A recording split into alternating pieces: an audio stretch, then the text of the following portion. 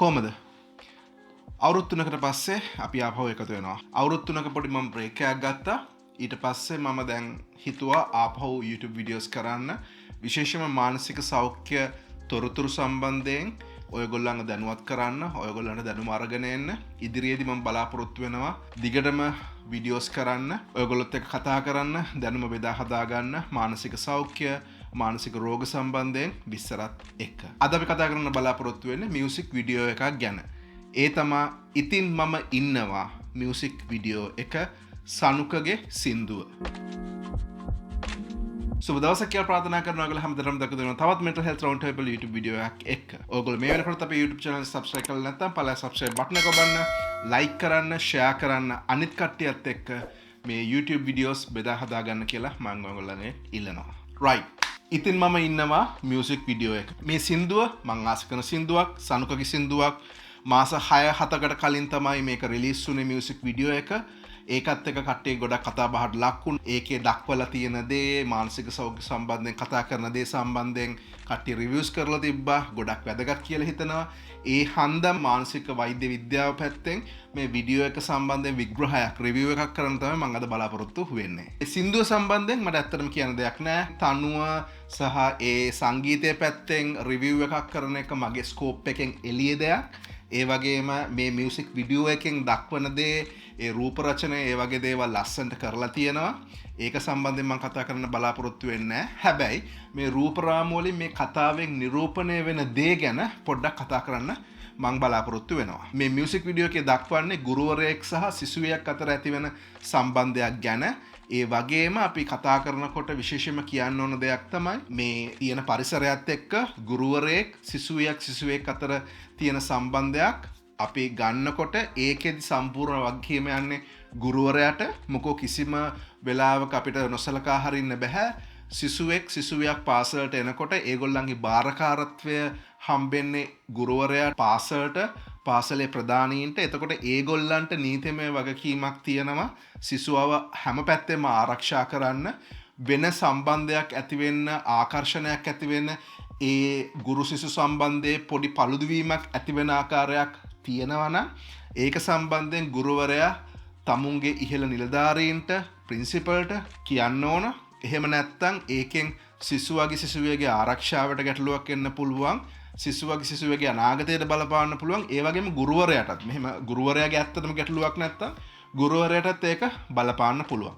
ඒක හන්ද මම විශේෂයෙන්ම කියන්න කැමති. ඒ වගේ වෙලාවකදී ගැටලුවක් ඇති වෙනවයි කියලා හිතෙනවා නම් කොයිම වෙලාවකවත් මගහරින්න හොඳ නැහැ. ඒක ප්‍රින්සිපල්ට, එහෙම නැත්නම් තමුන්ගේ ඉහළ නිලධාරීන්ට කියන්න ඕන තමුන්ගේ ආරක්ෂාව සහ සිසුවගේ ආරක්ෂාව තකා. දැන් මේ මියුසික් වීඩියෝ එක ගැන කතා කරනවා නම් මියුසික් වීඩියෝ එකේදී පෙන්වන දේ ගැන පොඩ්ඩක් බලමු. ටීචර් කෙනෙක් අලුතෙන් එනවා, ඩාන්සින් ටීචර් කෙනෙක්, නැටුම් ගුරුවරයෙක්, ස්ටුඩන්ට් ගෲප් එකක් ඉන්නවා, සිසුවේ කණ්ඩායමක් ඉන්නවා. ඒගොල්ලන්ට නැටුම් උගන්වනවා, තරගයකට ලෑස්ති කරනවා වගේ දත් කියලා හිතනවා. එක සිසුවියක් ඉන්නවා. ඒ සිසුවියගෙන් ගුරුවරයාට විශේෂ කැමැත්තක්, ඇල්මක්, ආකර්ෂණයක් ඇති වෙනවා කියලා දකිනවා. ගුරුවරයාගේ පොඩි ඒක සම්බන්ධ කලබලයක් එයා ඇතුලේ හටගෙන තියෙනවා කියලා පෙන්නනවා. ඊට පස්සේ මේ කණ්ඩායම තරගයකට යන්න ලෑස්ති වෙනවා, හරි මොකක් හරි පෙන්නනවා. බස් එක නගින්න ඔන්න මෙන්න තියා සිසුවියත් ගුරුවරයාත් අතර ඇතිවෙන සම්බන්ධය, ඒ කිට්ටු වීම සිසුවියගේ අම්මා දකිනවා. අම්මා ගුරුවරයාට ගහනවා. ගුරුවරයාට හැමෝම බයිනවා, කෑ ගහනවා. ගුරුවරයා ලැජ්ජාවට පත් වෙනවා. එතනින් එළියට යනවා. ඊට පස්සේ පෙන්නනවා ගුරුවරයා මානසික රෝහලක ඉන්නවා. එහෙම නැත්නම් රෝහලක මානසික වාට්ටුවක ඉන්නවා. මේ රූපරාම පෙළෙන් කට්ටිය හිතන දෙයක් තමයි, ඔළුවට එකපාරටම එන දෙයක් තමයි මේ සම්බන්ධයෙන් බිඳවැටීම, ආදරය නොලැබී යාම, මේ ලැජ්ජාවටපත් වීම, මෙතන මේ ඇතිවෙන ගැටලුව නිසා මානසික රෝගයක් හටගත්තා කියන එක. එහෙම වෙන්න පුළුවන්ද?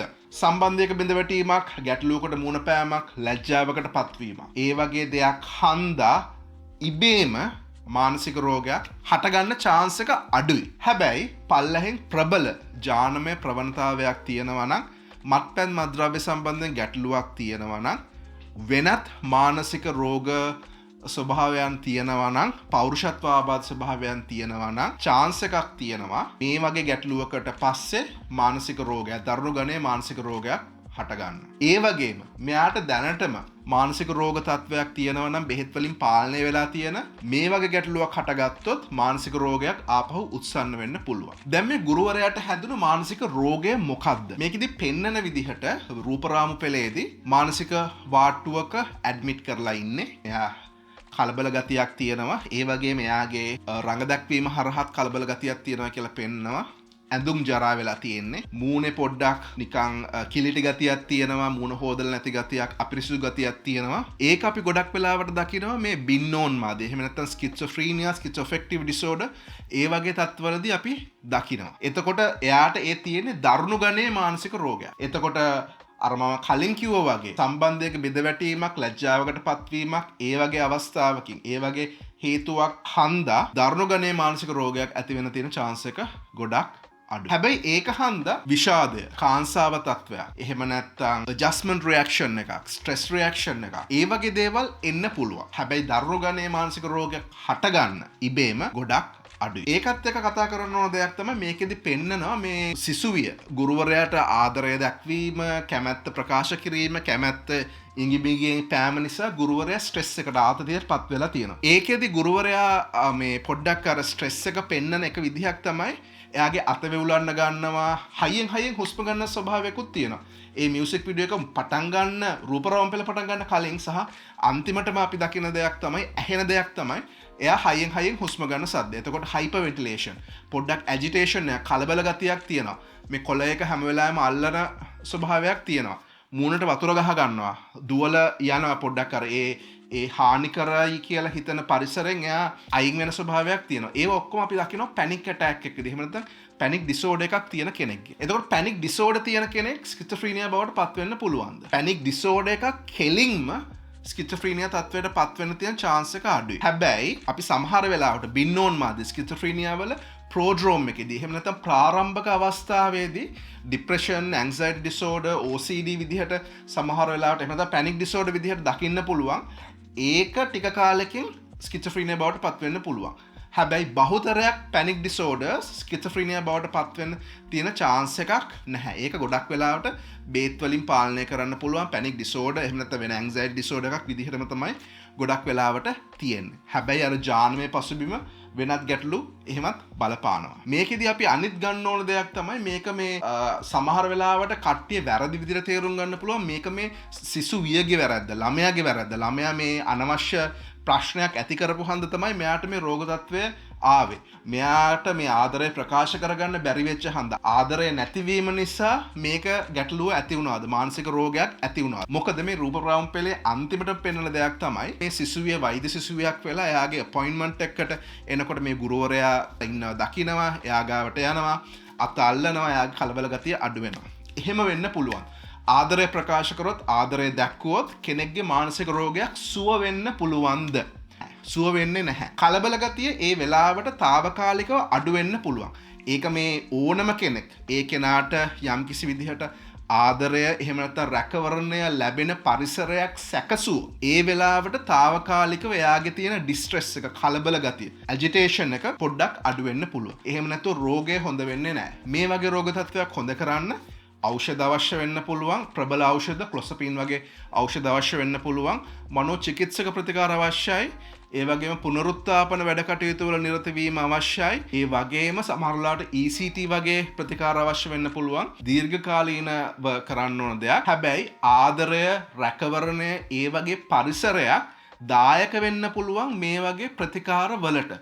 මේ වගේ අපි කියනවා රිකවරි වලට ගොඩක්ම දායක සහ උපකාර වෙන්න පුළුවන්. එතකොට ආදරය අවශ්‍ය නැහැ කියන්නේ නැහැ. හැබැයි ආදරය හන්දා, ආදරය ප්‍රකාශ කරොත්, ආදරය දැක්වුව, සම්බන්ධය බිඳ වැටිච්චගෙන ආපහු මෙයා ගාවට ආවොත් එයාගේ රෝගය හොඳ වෙනවා වගේ කතාවක් මේකෙන් පෙන්නනවා වගේ දෙයක් සිද්ධ වෙන්නේ නැහැ. ඒ වගේම කියන්න ඕන දෙයක් තමයි මේ රූපරාම පෙළෙන් කට්ටිය වැරදියට තේරුම් ගන්න පුළුවන්.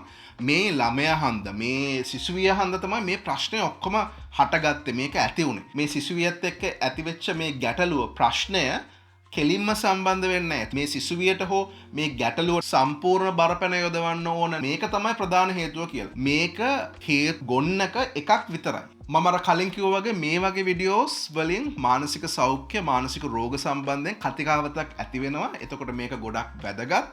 ඒක හන්ද තමයි මං හිතුවේ මේක ගැන ඔයගොල්ලොත් එක්ක කතා කරන්න. ඔයගොල්ලෝ මේ වීඩියෝ එකේ දක්වන දෙයට එකගද නැද්ද? මම මේ කියපු දෙයට එකගද නැද්ද?